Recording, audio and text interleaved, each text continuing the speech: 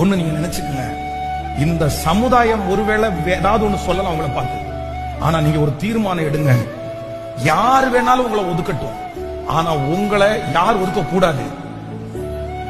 நீங்க உங்களை ஒரு காலத்திலும்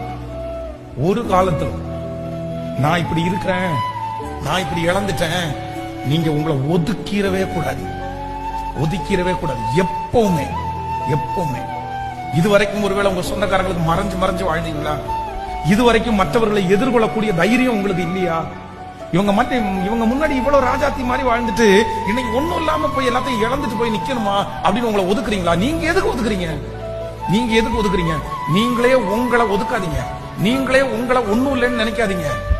அந்த பிரச்சனைக்கு முன்னாடி, அந்த மனுஷனுக்கு முன்னாடி, அந்த குடும்பத்துக்கு முன்னாடி நீங்க பெருமையா போய் நிக்க வேண்டாம். ஆனா எப்படி நிக்கணும் அப்படின்னு சொன்னா, என் சர்வ வல்லவர் எனக்கு கசப்பை கட்டளை இட்டார்.